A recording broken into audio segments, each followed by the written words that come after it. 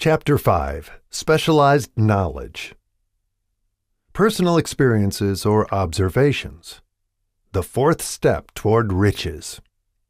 There are two kinds of knowledge. One is general, the other is specialized. General knowledge, no matter how great in quantity or variety it may be, is of but little use in the accumulation of money. The faculties of the great universities possess, in the aggregate, practically every form of general knowledge known to civilization. Most of the professors have but little or no money. They specialize on teaching knowledge, but they do not specialize on the organization or the use of knowledge. Knowledge will not attract money unless it is organized and intelligently directed through practical plans of action to the definite end of accumulation of money.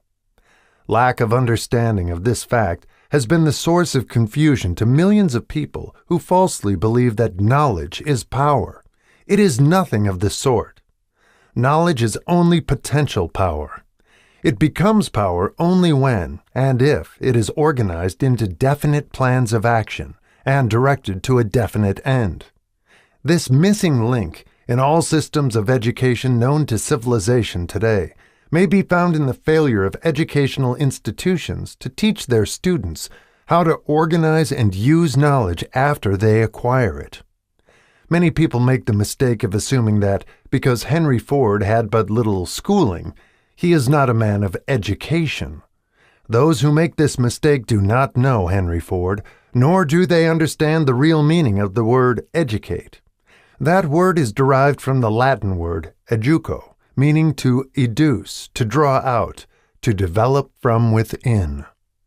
An educated man is not, necessarily, one who has an abundance of general or specialized knowledge. An educated man is one who has so developed the faculties of his mind that he may acquire anything he wants, or its equivalent, without violating the rights of others. Henry Ford comes well within the meaning of this definition. During the World War, a Chicago newspaper published certain editorials in which, among other statements, Henry Ford was called an ignorant pacifist. Mr. Ford objected to the statements and brought suit against the paper for libeling him. When the suit was tried in the courts, the attorneys for the paper pleaded justification and placed Mr. Ford himself on the witness stand for the purpose of proving to the jury that he was ignorant. The attorneys asked Mr. Ford a great variety of questions, all of them intended to prove, by his own evidence, that while he might possess considerable specialized knowledge pertaining to the manufacture of automobiles, he was, in the main, ignorant. Mr. Ford was plied with such questions as the following. Who was Benedict Arnold? And how many soldiers did the British send over to America to put down the rebellion of 1776? In answer to the last question, Mr. Ford replied, I do not know the exact number of soldiers the British sent over, but I have heard that it was a considerably larger number than ever went back. Finally, Mr. Ford became tired of this line of questioning, and in reply to a particularly offensive question, he leaned over, pointed his finger at the lawyer who had asked the question, and said, If I should really want to answer the foolish question you have just asked, or any of the other questions you have been asking me, let me remind you that I have a row of electric push buttons on my desk, and by pushing the right button, I can summon to my aid men who can answer any question I desire to ask concerning the business to which I am devoting most of my efforts. Now, will you kindly tell me why I should clutter up my mind with general knowledge for the purpose of being able to answer questions when I have men around me who can supply any knowledge I require? There certainly was good logic to that reply. That answer floored the lawyer. Every person in the courtroom realized it was the answer, not of an ignorant man, but of a man of education. Any man is educated who knows where to get knowledge when he needs it, and how to organize that knowledge into definite plans of action. Through the assistance of his mastermind group, Henry Ford had at his command all the specialized knowledge he needed to enable him to become one of the wealthiest men in America. It was not essential that he have this knowledge in his own mind. Surely no person who has sufficient inclination and intelligence to read a book of this nature can possibly miss the significance of this illustration. Before you can be sure of your ability to transmute desire into its monetary equivalent, you will require specialized knowledge of the service, merchandise, or profession which you intend to offer in return for fortune. Perhaps you may need much more specialized knowledge than you have the ability or the inclination to acquire, and if this should be true, you may bridge your weakness through the aid of your mastermind group. Andrew Carnegie stated that he, personally, knew nothing about the technical end of the steel business. Moreover, he did not particularly care to know anything about it. The specialized knowledge which he required for the manufacture and marketing of steel he found available through the individual units of his mastermind group. The accumulation of great fortunes calls for power, and power is acquired through highly organized and intelligently directed specialized knowledge. But that knowledge does not necessarily have to be in the possession of the man who accumulates the fortune. The preceding paragraph should give hope and encouragement to the man with ambition to accumulate a fortune, who has not possessed himself of the necessary education to supply such specialized knowledge as he may require. Men sometimes go through life suffering from inferiority complexes because they are not men of education. The man who can organize and direct a mastermind group of men who possess knowledge useful in the accumulation of money is just as much a man of education as any man in the group. Remember this: if you suffer from a feeling of inferiority because your schooling has been limited, Thomas Edison had only 3 months of schooling during his entire life. He did not lack education, neither did he die poor. Henry Ford had less than a 6th grade schooling, but he has managed to do pretty well by himself financially. Specialized knowledge is among the most plentiful and the cheapest forms of service which may be had. If you doubt this, consult the payroll of any university. It pays to know how to purchase knowledge. First of all, decide the sort of specialized knowledge you require and the purpose for which it is needed. To a large extent, your major purpose in life, the goal toward which you are working, will help determine what knowledge you need. With this question settled, your next move requires that you have accurate information concerning dependable sources of knowledge. The more important of these are A. One's own experience and education. B. Experience and education available through cooperation of others. Mastermind alliance. C. Colleges and universities. D. Public libraries, through books and periodicals in which may be found all the knowledge organized by civilization. E. Special training courses, through night schools and home study schools in particular. As knowledge is acquired, it must be organized and put into use for a definite purpose through practical plans. Knowledge has no value except that which can be gained from its application toward some worthy end. This is one reason why college degrees are not valued more highly. They represent nothing but miscellaneous knowledge. If you contemplate taking additional schooling, first determine the purpose for which you want the knowledge you are seeking, then learn where this particular sort of knowledge can be obtained from reliable sources. Successful men in all callings never stop acquiring specialized knowledge related to their major purpose, business, or profession. Those who are not successful usually make the mistake of believing the knowledge-acquiring period ends when one finishes school. The truth is that schooling does but little more than to put one in the way of learning how to acquire practical knowledge. With this changed world, which began at the end of the economic collapse, came also astounding changes in educational requirements. The order of the day is specialization. This truth was emphasized by Robert P. Moore, Secretary of Appointments of Columbia University. Specialists most sought. Particularly sought after by employing companies are candidates who have specialized in some field: business school graduates with training in accounting and statistics, engineers of all varieties, journalists, architects, chemists, and also outstanding leaders and activity men of the senior class. The man who has been active on the campus, whose personality is such that he gets along with all kinds of people, and who has done an adequate job with his studies, has a most decided edge over the strictly academic student. Some of these, because of their all-around qualifications, have received several offers of positions, a few of them as many as 6. In departing from the conception that the straight-A student was invariably the one to get the choice of the better jobs, Mr. Moore said that most companies look not only to academic records, but to activity records and personalities of the students.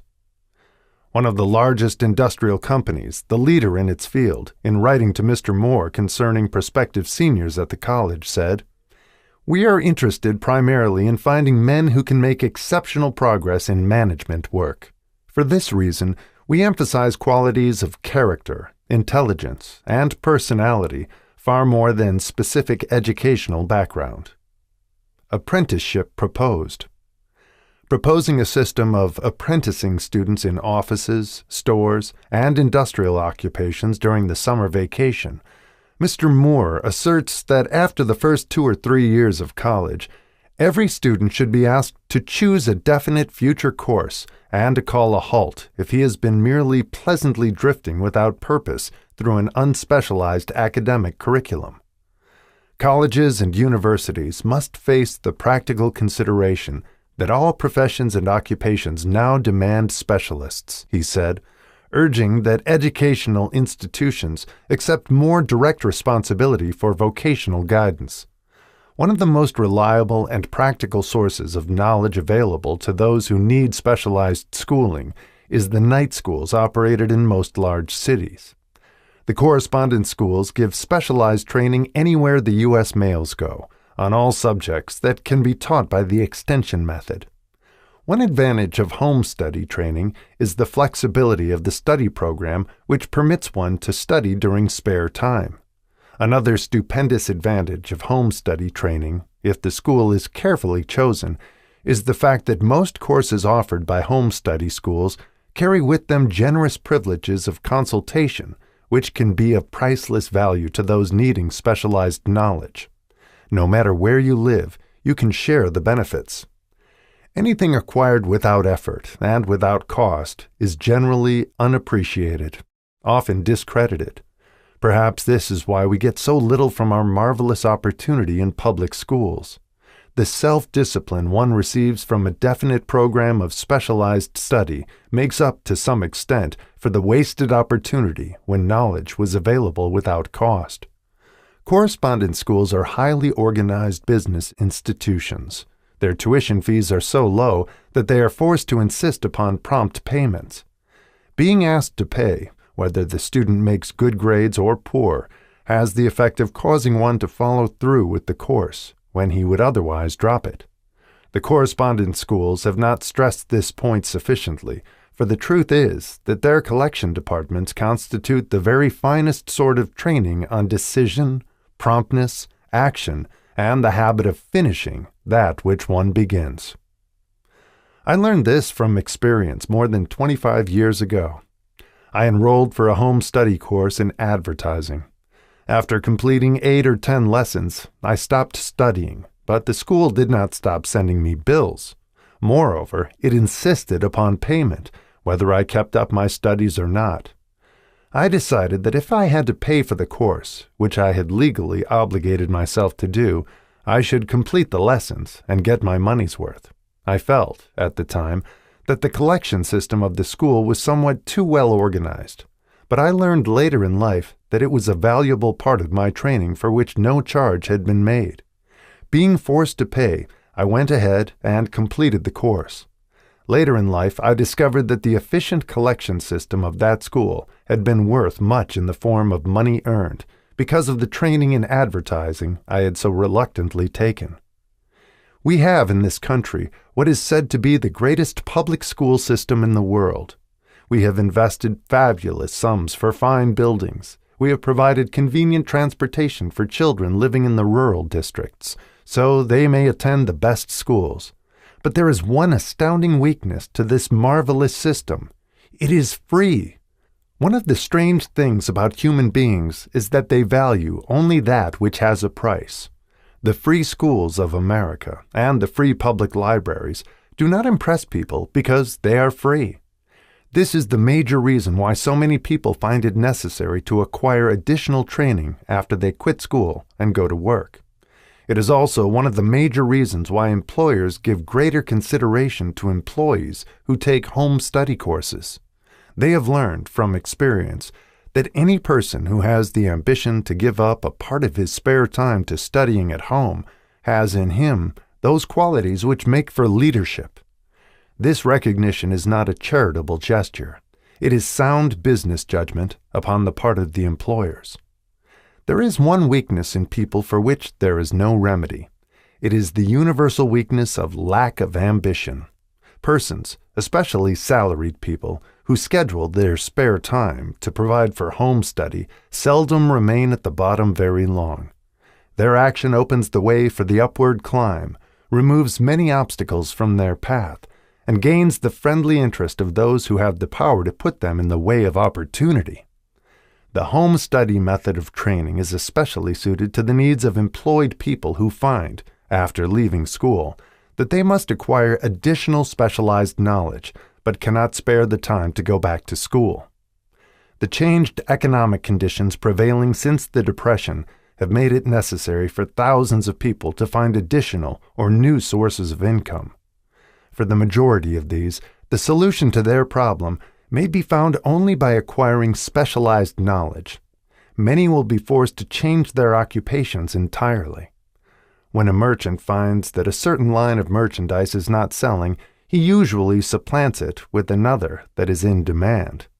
The person whose business is that of marketing personal services must also be an efficient merchant. If his services do not bring adequate returns in one occupation, he must change to another, where broader opportunities are available. Stewart Austin Weir prepared himself as a construction engineer and followed this line of work until the Depression limited his market to where it did not give him the income he required. He took inventory of himself, decided to change his profession to law, went back to school, and took special courses by which he prepared himself as a corporation lawyer. Despite the fact the Depression had not ended, he completed his training, passed the bar examination, and quickly built a lucrative law practice in Dallas, Texas. In fact, he is turning away clients. Just to keep the record straight and to anticipate the alibis of those who will say, "I couldn't go to school because I have a family to support," or "I'm too old," I will add the information that Mr. Weir was past 40 and married when he went back to school. Moreover, by carefully selecting highly specialized courses in colleges best prepared to teach the subjects chosen, Mr. Weir completed in 2 years the work for which the majority of law students require 4 years. It pays to know how to purchase knowledge. The person who stops studying merely because he has finished school is forever hopelessly doomed to mediocrity, no matter what may be his calling. The way of success is the way of continuous pursuit of knowledge. Let us consider a specific instance. During the Depression, a salesman in a grocery store found himself without a position. Having had some bookkeeping experience, he took a special course in accounting, familiarized himself with all the latest bookkeeping and office equipment, and went into business for himself. Starting with the grocer for whom he had formerly worked, he made contracts with more than 100 small merchants to keep their books at a very nominal monthly fee. His idea was so practical that he soon found it necessary to set up a portable office in a light delivery truck, which he equipped with modern bookkeeping machinery. He now has a fleet of these bookkeeping offices on wheels and employs a large staff of assistants, thus providing small merchants with accounting service equal to the best that money can buy, at very nominal cost. Specialized knowledge plus imagination were the ingredients that went into this unique and successful business.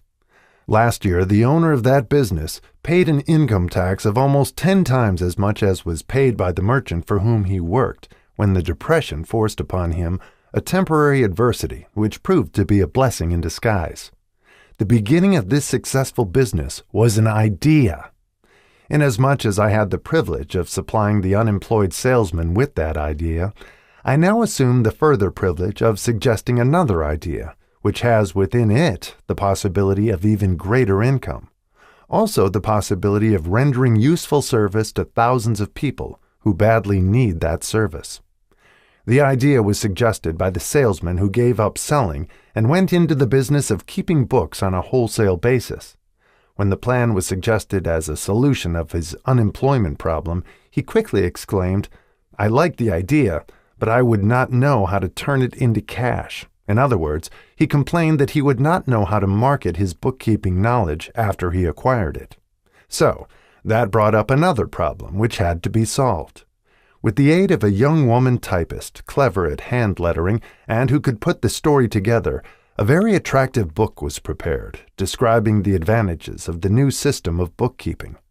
The pages were neatly typed and pasted in an ordinary scrapbook, which was used as a silent salesman, with which the story of this new business was so effectively told that its owner soon had more accounts than he could handle. There are thousands of people all over the country who need the services of a merchandising specialist capable of preparing an attractive brief for use in marketing personal services. The aggregate annual income from such a service might easily exceed that received by the largest employment agency, and the benefits of the service might be made far greater to the purchaser than any to be obtained from an employment agency. The idea here described was born of necessity, to bridge an emergency which had to be covered, but it did not stop by merely serving one person. The woman who created the idea has a keen imagination. She saw in her newly born brainchild the making of a new profession, one that is destined to render valuable service to thousands of people who need practical guidance in marketing personal services. Spurred to action by the instantaneous success of her first prepared plan to market personal services, this energetic woman turned next to the solution of a similar problem for her son, who had just finished college, but had been totally unable to find a market for his services. The plan she originated for his use was the finest specimen of merchandising of personal services I have ever seen. When the plan book had been completed, it contained nearly 50 pages of beautifully typed, properly organized information, telling the story of her son's native ability, schooling, personal experiences, and a great variety of other information too extensive for description. The plan book also contained a complete description of the position her son desired, together with a marvelous word picture of the exact plan he would use in filling the position. The preparation of the plan book required several weeks' labor, during which time its creator sent her son to the public library almost daily to procure data needed in selling his services to best advantage. She sent him, also, to all the competitors of his prospective employer, and gathered from them vital information concerning their business methods, which was of great value in the formation of the plan he intended to use in filling the position he sought. When the plan had been finished, it contained more than half a dozen very fine suggestions for the use and benefit of the prospective employer. The suggestions were put into use by the company. One may be inclined to ask, why go to all this trouble to secure a job? The answer is straight to the point. Also, it is dramatic, because it deals with a subject which assumes the proportion of a tragedy with millions of men and women whose sole source of income is personal services. The answer is, doing a thing well never is trouble. The plan prepared by this woman for the benefit of her son helped him get the job for which he applied at the first interview, at a salary fixed by himself. Moreover, and this too is important, the position did not require the young man to start at the bottom. He began as a junior executive, at an executive salary. Why go to all this trouble, do you ask? Well, for one thing, the planned presentation of this young man's application for a position clipped off no less than 10 years of time he would have required to get to where he began, had he started at the bottom and worked his way up. This idea of starting at the bottom and working one's way up may appear to be sound, but the major objection to it is this. Too many of those who begin at the bottom never manage to lift their heads high enough to be seen by opportunity, so they remain at the bottom. It should be remembered also that the outlook from the bottom is not so very bright or encouraging. It has a tendency to kill off ambition. We call it getting into a rut, which means that we accept our fate because we form the habit of daily routine, a habit that finally becomes so strong we cease to try to throw it off. And that is another reason why it pays to start 1 or 2 steps above the bottom. By so doing, one forms the habit of looking around, of observing how others get ahead, of seeing opportunity, and of embracing it without hesitation. Dan Halpin is a splendid example of what I mean. During his college days, he was manager of the famous 1930 National Championship Notre Dame football team when it was under the direction of the late Knute Rockne. Perhaps he was inspired by the great football coach to aim high and not mistake temporary defeat for failure, just as Andrew Carnegie, the great industrial leader, inspired his young business lieutenants to set high goals for themselves. At any rate, young Halpin finished college at a mighty unfavorable time when the Depression had made jobs scarce. So, after a fling at investment banking and motion pictures, he took the first opening with a potential future he could find, selling electrical hearing aids on a commission basis. Anyone could start in that sort of job, and Halpin knew it, but it was enough to open the door of opportunity to him. For almost 2 years, he continued in a job not to his liking, and he would never have risen above that job if he had not done something about his dissatisfaction. He aimed first at the job of assistant sales manager of his company and got the job. That one step upward placed him high enough above the crowd to enable him to see still greater opportunity. Also, it placed him where opportunity could see him. He made such a fine record selling hearing aids that A.M. Andrews, chairman of the board of the Dictograph Products Company, a business competitor of the company for which Halpin worked, wanted to know something about that man Dan Halpin, who was taking big sales away from the long-established Dictograph Company. He sent for Halpin. When the interview was over, Halpin was the new sales manager in charge of the Acousticon division. Then, to test young Halpin's mettle, Mr. Andrews went away to Florida for 3 months, leaving him to sink or swim in his new job. He did not sink.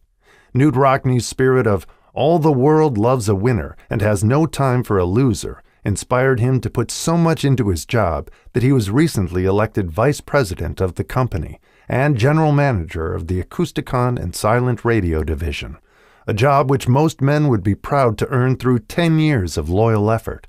Halpin turned the trick in little more than 6 months. It is difficult to say whether Mr. Andrews or Mr. Halpin is more deserving of eulogy, for the reason that both showed evidence of having an abundance of that very rare quality known as imagination. Mr. Andrews deserves credit for seeing, in young Halpin, a go-getter of the highest order. Halpin deserves credit for refusing to compromise with life by accepting and keeping a job he did not want. And that is one of the major points I'm trying to emphasize through this entire philosophy, that we rise to high positions or remain at the bottom because of conditions we can control if we desire to control them. I am also trying to emphasize another point, namely that both success and failure are largely the results of habit. I have not the slightest doubt that Dan Halpin's close association with the greatest football coach America ever knew planted in his mind the same brand of desire to excel which made the Notre Dame football team world famous. Truly, there is something to the idea that hero worship is helpful, provided one worships a winner. Halpin tells me that Rockne was one of the world's greatest leaders of men in all history. My belief in the theory that business associations are vital factors, both in failure and in success, was recently demonstrated when my son Blair was negotiating with Dan Halpin for a position. Mr. Halpin offered him a beginning salary of about 1/2 what he could have gotten from a rival company.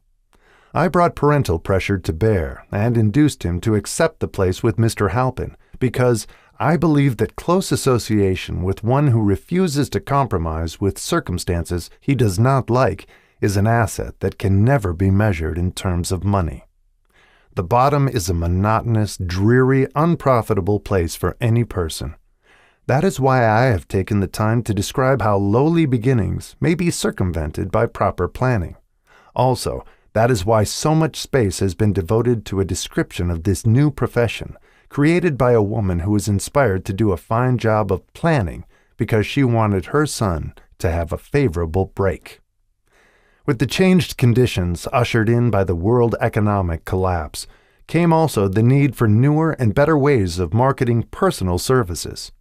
It is hard to determine why someone had not previously discovered this stupendous need, in view of the fact that more money changes hands in return for personal services than for any other purpose. The sum paid out monthly to people who work for wages and salaries is so huge that it runs into hundreds of millions, and the annual distribution amounts to billions. Perhaps some will find, in the idea here briefly described, the nucleus of the riches they desire. Ideas with much less merit have been the seedlings from which great fortunes have grown. Woolworth's 5 and 10 cent store idea, for example, had far less merit, but it piled up a fortune for its creator. Those seeing opportunity lurking in this suggestion will find valuable aid in the chapter on organized planning.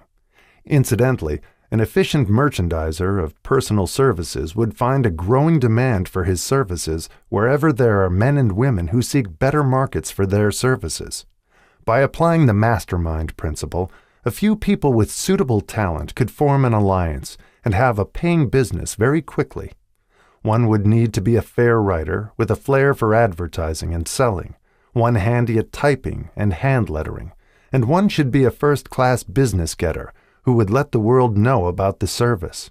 If one person possessed all these abilities, he might carry on the business alone until it outgrew him. The woman who prepared the personal service sales plan for her son now receives requests from all parts of the country for her cooperation in preparing similar plans for others who desire to market their personal services for more money. She has a staff of expert typists, artists, and writers who have the ability to dramatize the case history so effectively that one's personal services can be marketed for much more money than the prevailing wages for similar services. She is so confident of her ability that she accepts, as the major portion of her fee, a percentage of the increased pay she helps her clients to earn. It must not be supposed that her plan merely consists of clever salesmanship by which she helps men and women to demand and receive more money for the same services they formerly sold for less pay. She looks after the interests of the purchaser as well as the seller of personal services, and so prepares her plans that the employer receives full value for the additional money he pays. The method by which she accomplishes this astonishing result is a professional secret which she discloses to no one, excepting her own clients. If you have the imagination and seek a more profitable outlet for your personal services, this suggestion may be the stimulus for which you have been searching. The idea is capable of yielding an income far greater than that of the average doctor, lawyer, or engineer whose education required several years in college.